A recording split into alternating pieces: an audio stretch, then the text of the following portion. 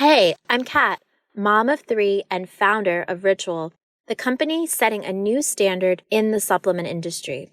When I was pregnant with my first daughter, I remember staring at my prenatal vitamins and thinking, what's in this stuff? All I found were vitamins high in heavy metals, synthetic colorants, and lacking in the very essential nutrients we need. I believe women deserve to know what they are putting in their bodies and why. So at 4 months pregnant, I quit my job to reinvent the prenatal vitamin. We scoured the world for the best quality ingredients, backed by clinical studies and third-party tested for heavy metals and microbes. And this year, we were awarded the Purity Award from the Clean Label Project, the supplement safety certification that tests for 200 harmful chemicals and toxins. With Ritual, you'll know where your ingredients come from and why we use them. Join our family of skeptics with 40% off your first month when you visit ritual.com/podcast. The new year is the perfect time to start building credit scores, because when your credit scores increase, your opportunities do too, like possible loan approvals and lower interest rates. Chime makes it easier to help build your credit with a secured Chime Credit Builder Visa credit card. You can use Credit Builder everywhere Visa credit cards are accepted. Chime helps you build your credit scores safely by using your own money to make everyday purchases and on-time payments.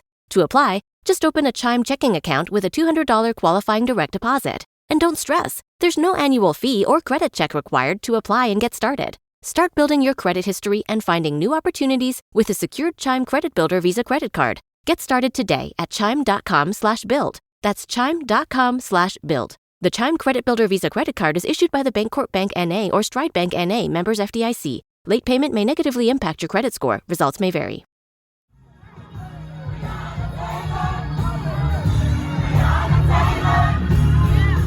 This is Make It Plain. Make It Plain. MIP With Masamela Matfumo. Mark Thompson. Make It Plain. Get woke.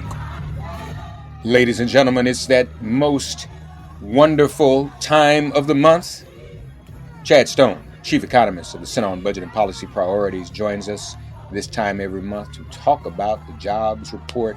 And the March jobs report is out. Hey, buddy, how are you? I'm well. How are you?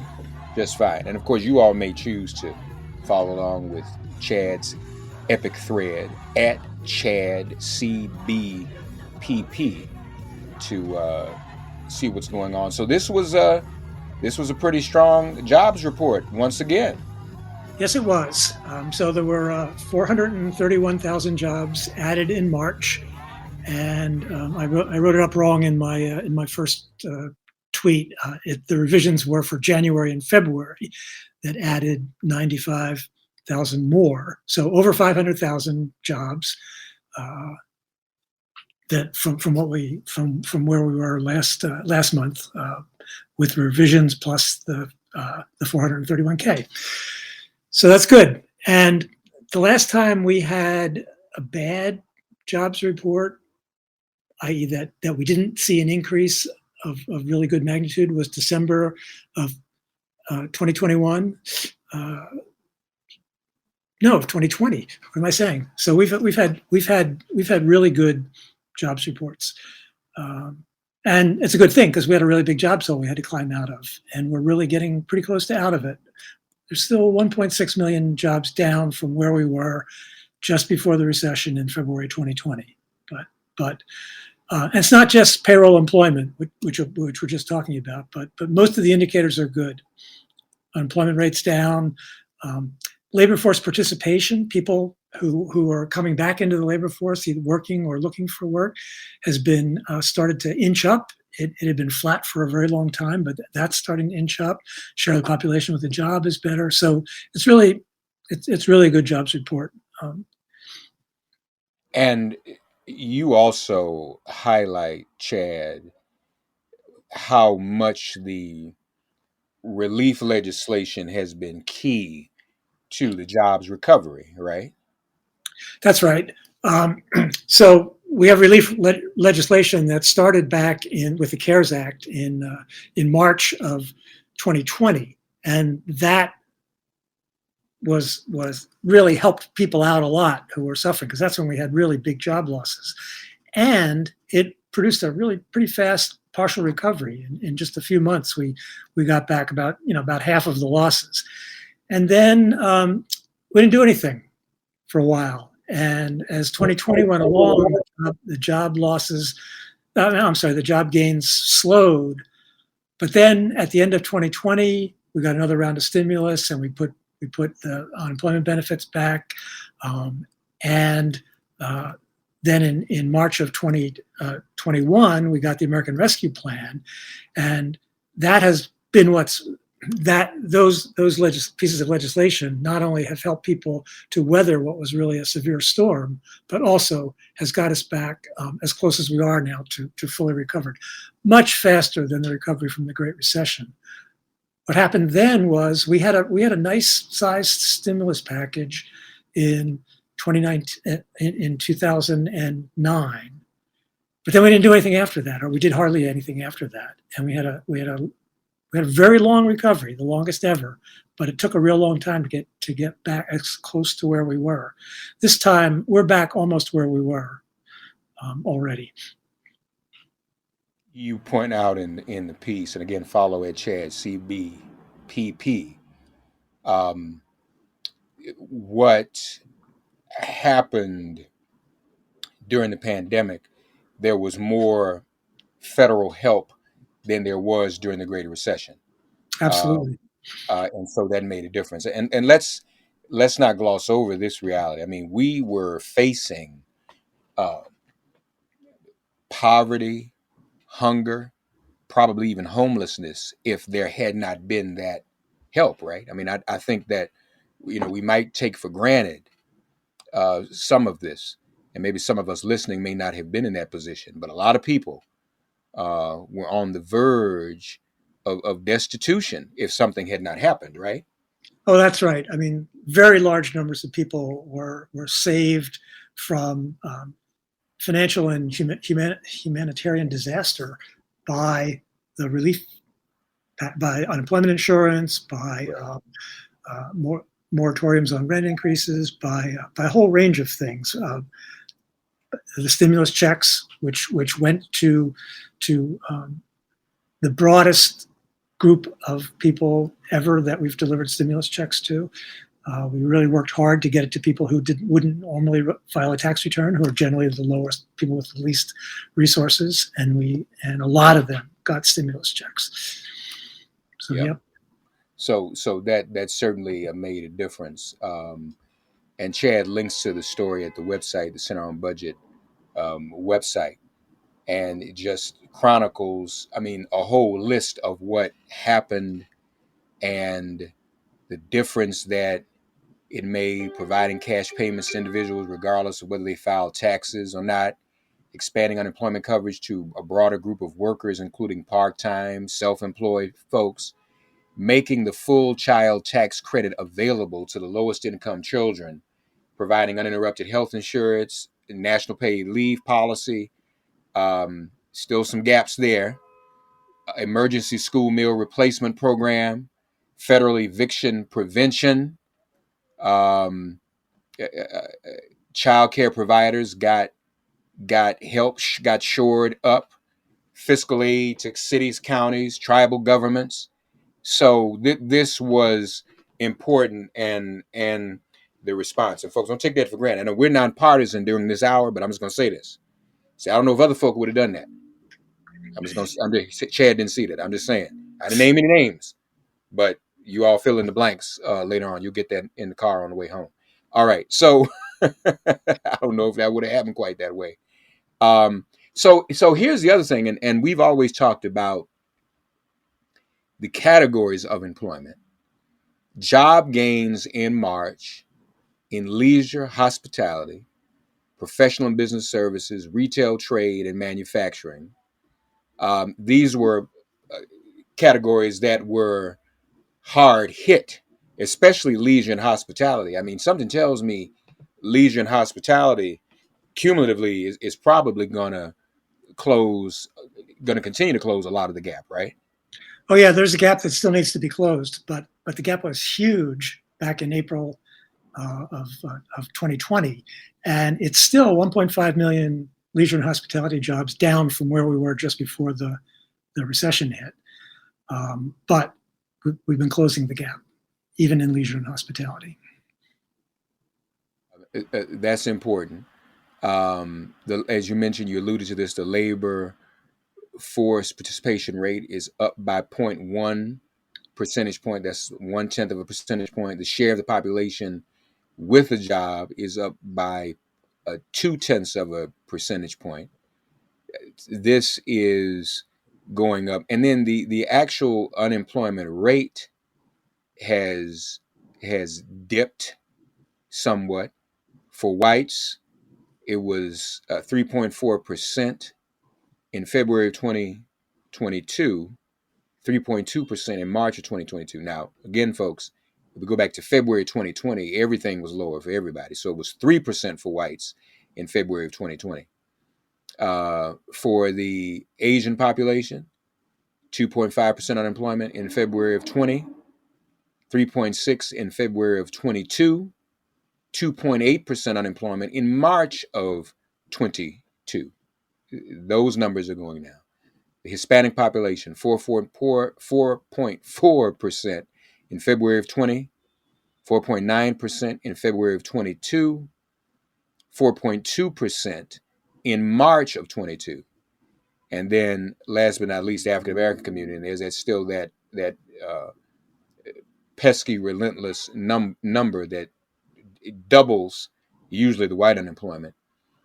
Double white unemployment, 6% in February of 2020. Still double in February of 2022, 6.9%. And for March of 2022, 6.2%, which is almost double, 0.2 of a percentage point prevented from being double, but that is That rate moves around. It's volatile from month to month. I mean, last month was really scary when it went up to 6.9 after it had been below that in January. But getting back down to 6.2, that's, as you say, that's still bad. That's still high. But the 6.9 was really horrible and scary. But starting in the right direction again. One day, Chad and I figure out how to solve together. We will the double black unemployment rate. We're going to figure that out. I know others again take credit for it, but we're going to try to do it. And now this is an important number. The share of the population with a job in February of 2020, before the pandemic, folks, it was 61.2% that share the population with a job. Today, it's 60.1%. That's not small potatoes, Chad. No, we're getting back close to it. Getting back close. That's right. We're barely above the rate that it's been at any point since February of 2020. So in March it fell under 60. March of 2020 it fell under 60, and then if you see the chart in front of you, the chart in the tweet thread shows that we've gotten all the way back to a tad above 60, and we're going to keep going up. These, if you have them in front of you, I'll let you take it from here. The numbers of people working part-time for economic reasons, those numbers look pretty good too. Yep. So this is one statistic where we're in a better situation now than we were at just before the recession. So part-time for economic reasons means that you want a job, you have a job, but you don't have as many hours as you want. So you're underemployed. There are people who want to work part-time. They're not counted in these statistics. There are people who want to be working more hours than they're getting, and those are who are counted in these statistics. So there are 4.2 million people now in that situation, but that's 220,000 fewer than in February 2020. So that's a statistic that's in decent shape. That is, and that is in decent shape. Much better. The U6, the marginally attached folks, people who want a job and not counted as unemployed because they haven't looked in the last month. That number is it less now than it Um, was February of 2020? That's what it looks like. yes, yes, it's 6.9% now, and it was 7% in February 2020. So both of these measures of unemployment and underemployment that are not the official unemployment rate have the part-time for economic reasons and U6, which includes part of U6 is part-time for economic reasons. The other part is the official unemployment rate, and the third part is people who want a job and have looked in the past year, but in order to be counted as officially unemployed, you have to have looked in the past 4 weeks, and so they're called marginally attached. So those measures are both the part-time for economic reasons and the U6, which also includes part-time for economic reasons, are better than they were. By a tad, not significantly, but better than they were in February 2020. And remember, in February 2020, the economy was really in pretty good shape. Unemployment rate was low, wages were going up then. The wages are going up more now. But again, the low wage jobs where the most losses were sustained, they still have some catching up to do, don't they? They have some catching up to do. That's right. In fact, we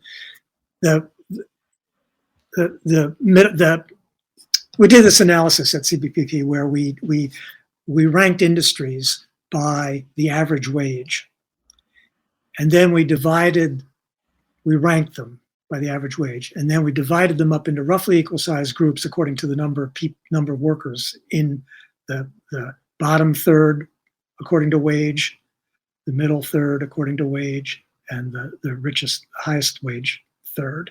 And the lowest is still down. The lowest paid third of workers is still down, whereas the highest paid group of workers is above where they were at the start of the recession.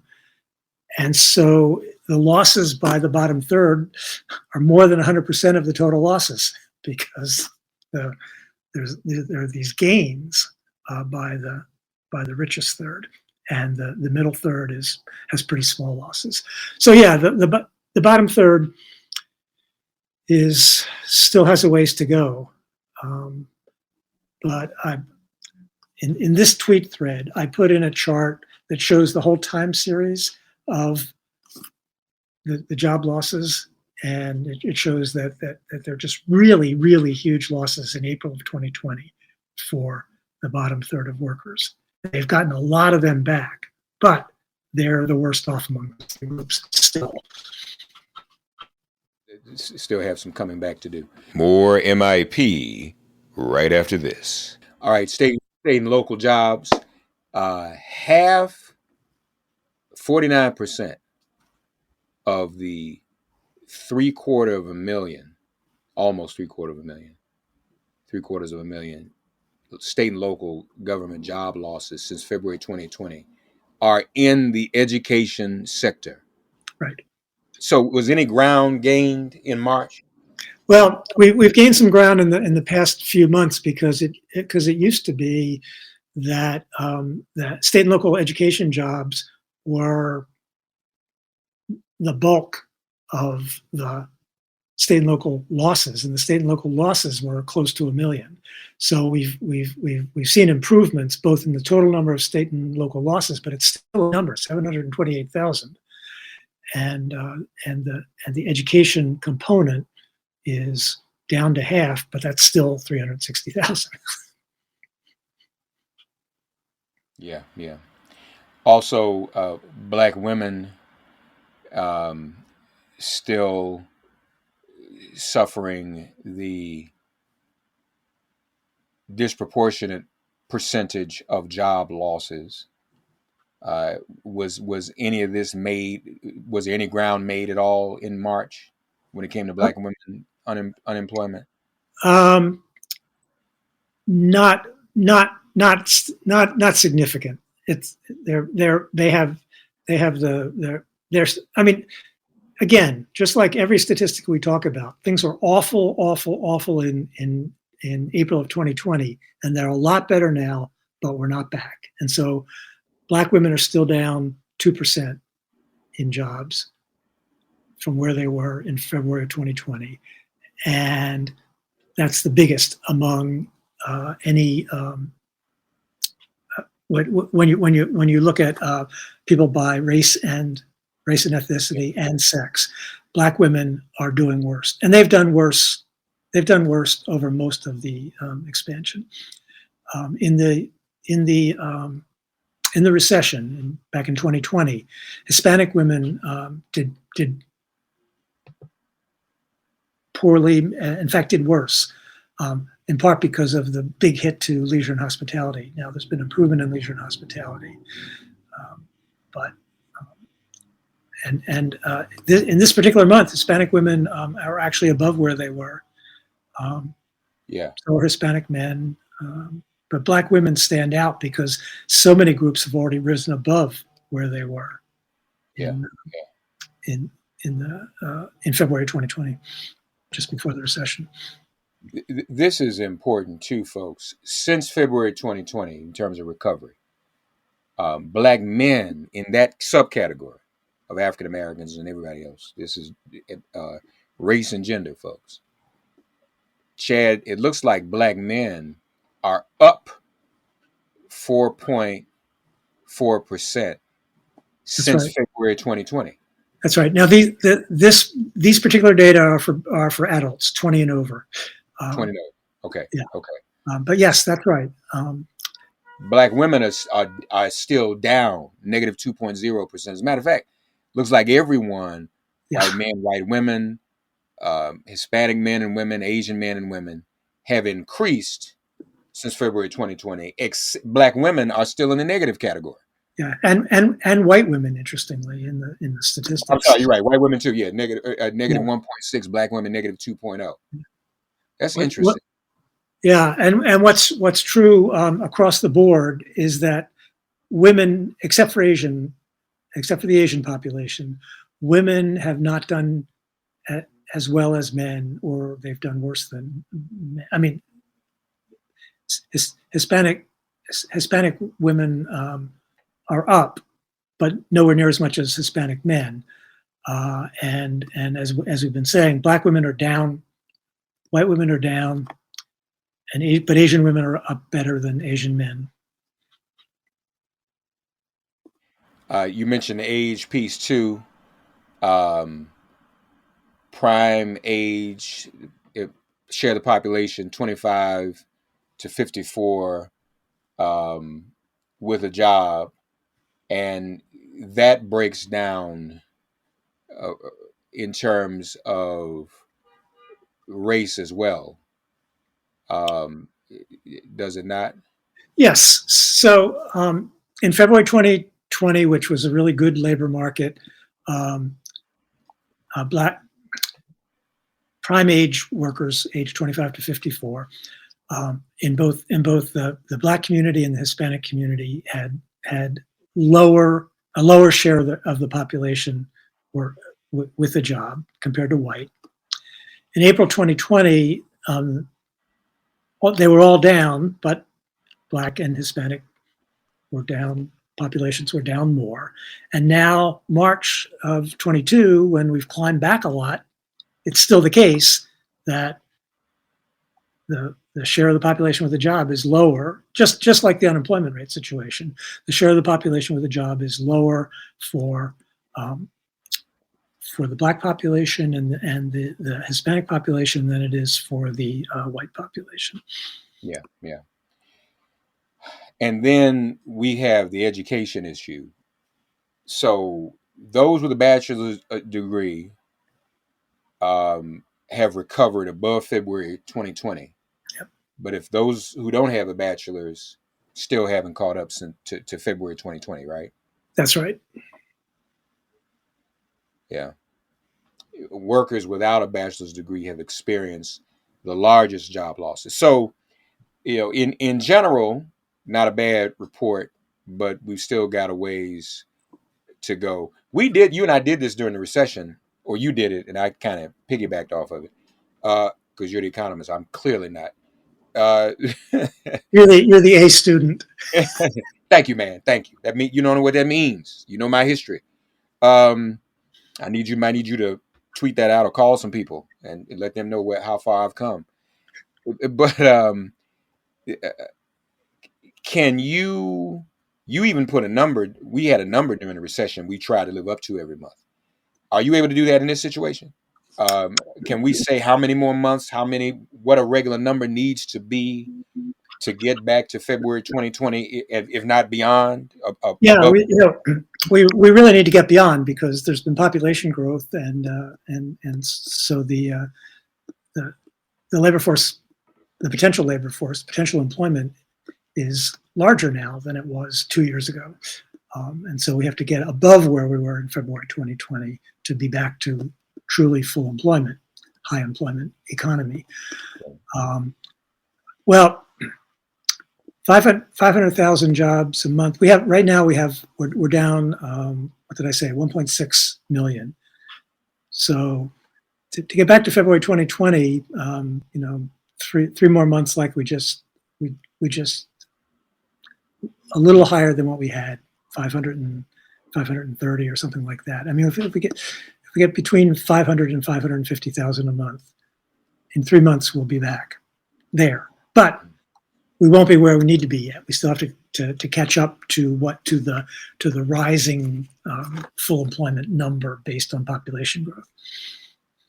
And actually, the 500 though, if we got what was the number this month? 435 plus revisions of 100. So it was a little over 5. 5 is 525 when you include the revisions.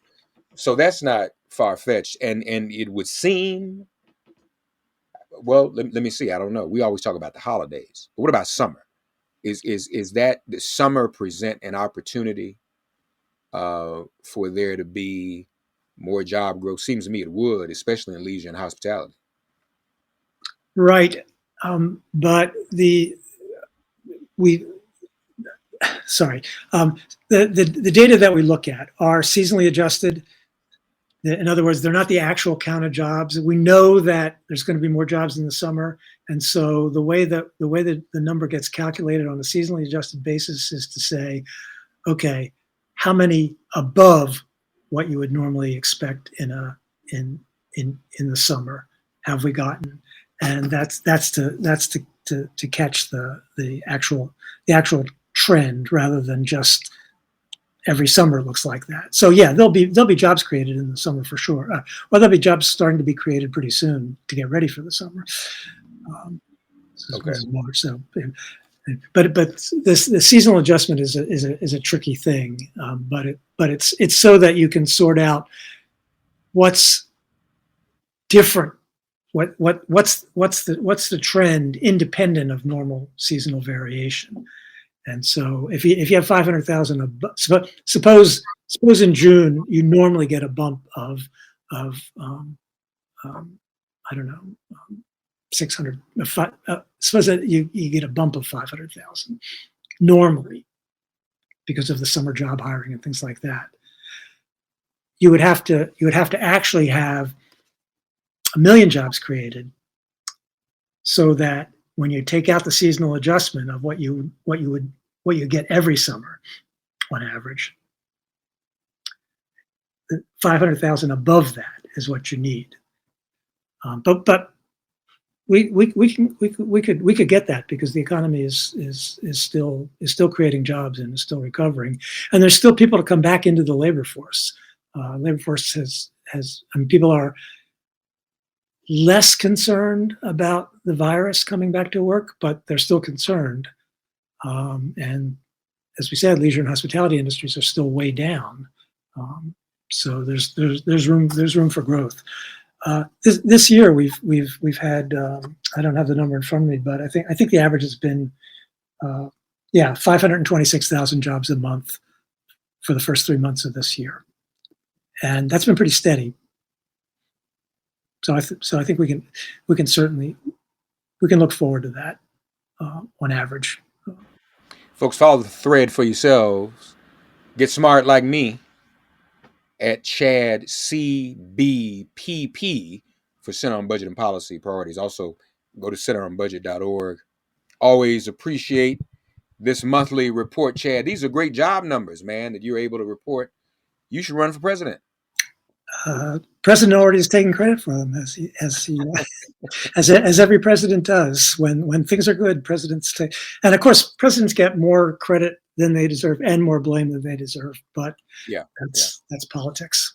But I don't know if he's able to, frankly, because it seems the media is putting the emphasis on the gas prices, and I think what you and I are reporting is the objective news about numbers. No one else, by the way, folks, I mean, and I'm not just saying this to pat ourselves on the back. This isn't necessarily something to be proud of. I don't know any other medium that goes into as much depth on the jobs numbers, good or bad, as Chad and I have done over the years. It's usually just a mention, it's a flash. But there are hours of coverage on gas prices and inflation. So I don't know that anybody is really able to take credit for what we're even talking about today. Again, we're nonpartisan. We're not giving people advice to take credit, but it's just rather interesting, and it's one of the reasons why we appreciate Chad, and one of the reasons why we're here. Yeah, gas prices are high, inflation is real, but what did Chad do? Chad helped us understand, is helping us understand why inflation is the way it is. So it's complicated. Gas prices are high, inflation is there, but there is a recovery going on. That is happening, and so we should be aware of that. And those who are of that mind, of a certain mind, should take advantage of it. Stuff is opening back up. At some point, we'll need to figure out what percentage of jobs are recovering that are in person versus virtual. That might make a difference. These are things that we have to look out for. So we just appreciate Chad helping us to get a grip and an understanding on what this all means. And again, over the years, we've been doing this almost a decade, I guess. I mean, we've reported the bad too. We keep it real in terms of that. But this is actually some good news. Obviously, not yet for Black women. Obviously, not yet for the Black community as a whole, collectively. But that is the long-term challenge we face in this country. So when people say, like the Chief Justice says, well, racism is over, that's why we can do away with voting rights. No, because Black unemployment has been twice that of white unemployment since unemployment statistics have started being kept. Now, unless people can come up with another reason for that happening, it's obviously racism, unless somebody can prove it's the weather that causes it. If you got some other, or if it's something else, then you need to let us know. Or it's the alignment of the planets, or some comet. But there is no other reason. This is the reason. We know it's race. Chad has also articulated for us what's happening with people with who thrive on low wages, who don't have degrees. This is important. So and that's the relationship economics has to our struggle and our awareness. So Chad and I might sound a little nerdy when we talk. That's okay, because nowadays we know that nerdy is the new sexy. But it's also hopefully to get all of us to think about, well, wait a minute, what can we do to better our condition? What opportunities can be created so that there isn't so much disparity between African Americans overall, and particularly African American women, and disparity between low wage workers and those who don't have degrees, and obviously immigrant workers as well, and the disparity that exists there. So we hope that our nerdiness pricks everyone's consciousness to think about and consider doing something. And then if we ever get back to our full voting rights. We might, I'll be honest with you, Chad, before it's over, we might have to do a monthly report. We talk about job loss. We might have to do a monthly report on voters who can't vote, voting losses. That might be the next thing we have to look into, crunch some numbers around that. But if we ever get beyond that, that's what voting is all about. So that opportunities can be created to improve the conditions that bring about these employment disparities. So that's why we're here. That's why Chad is here. And we do so appreciate him and the Center on Budget. And Chad and I are friends. We've been doing this a long time. One day, y'all might look up and on TV and see us at a baseball game. I promised him I'm going to come down to Philly and we're going to take in a game together. So we'll let you know about that too. That's what friends are for. Chad, as always, buddy, good to see you. Great work, man. Good to see you too. Thanks for getting woke and listening to Make It Plain. As always, perform an act of kindness on behalf of an elder or young person. Write a letter to a sister or brother who just so happens to find her or himself incarcerated. Offer libations to the ancestors upon whose sturdy shoulders we all now stand. And above all, give thanks to the God of your understanding by whatever name you call her and him. All God asks of us is that we give each other love. Thanks for giving MIP love. And please remember to subscribe and give us a 5-star rating. If all hearts and minds are clear, it has been made plain.